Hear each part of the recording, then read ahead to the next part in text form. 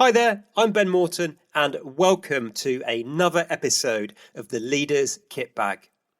It's the weekly micro edition of my podcast.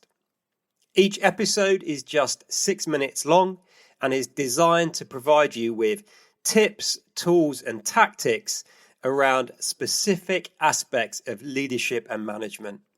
It addresses some of the most common challenges you will face as a leader or manager. They are all recorded unscripted whilst I'm out walking in the countryside, so you'll probably hear birds tweeting in the background or just ambient noise as the people around me are going about their day-to-day life. That's all I'm going to say by way of an introduction, so let's dive straight in to this week's episode. If you are a leader and feel as though you never have time to complete all of your leadership tasks and responsibilities, or worse, if you're a leader and you feel as though you are simply leading in your spare time, when you finally have time, when all of the other tasks and doing has been done, then today's episode of the Leaders Kitbag is for you. Let me start with a question. Have you ever been on a leadership or management training course and been told what not to do? Have you ever been given a long list of things to stop doing? I'm guessing probably no. I certainly haven't. But that's what I'm going to do today. And that's what you get if you come on my leadership training programs. The task for you in today's episode of the Leaders Kitbag is to create your very own stop doing list. You've probably got a to-do list, but I want you to think about a to-don't list. You see, if you've watched the previous episode of the Leaders Kitbag where I spoke about my leadership equalizer model, it will make sense to you when I say that if we want to push up our leading dial and do a little more leading, then we need to push down our doing dial. We need to start doing a little less of the practical work.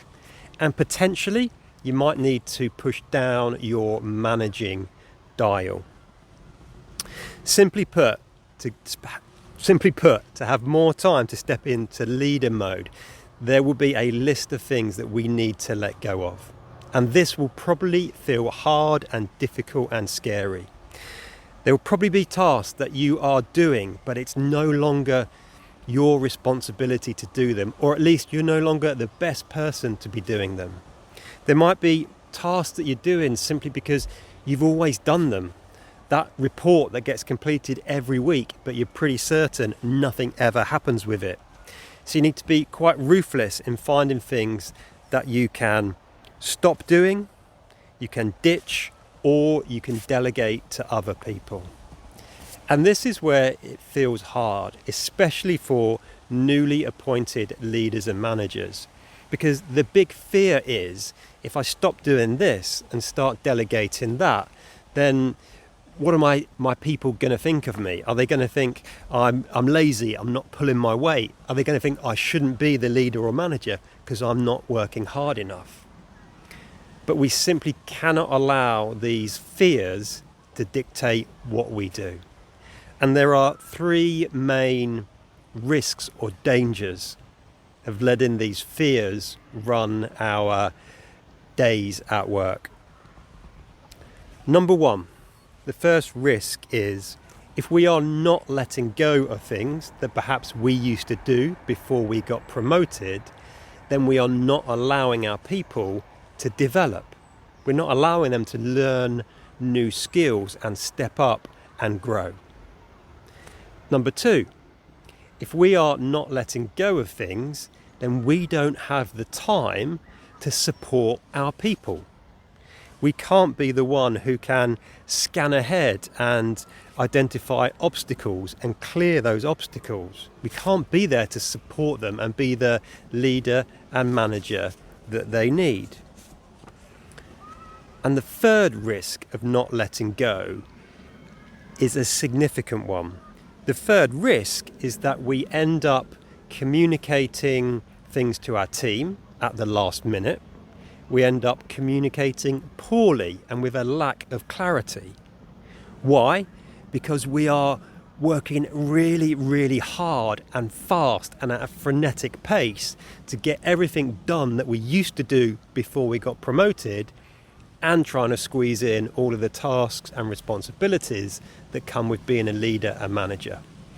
And this working at pace and trying to spin so many plates means we end up getting to things last minute, or when we do send emails to our team asking them to do stuff, there's a lack of clarity, which leads to confusion, which leads to things being done wrong, which leads to rework, which leads to us getting frustrated, and so on and so on.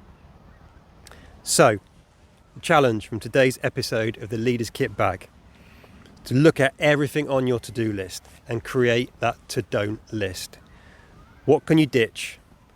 What can you delegate to people in your team? Hope it's been useful. As always, folks, look after yourself, look after those you've got the privilege and responsibility to lead.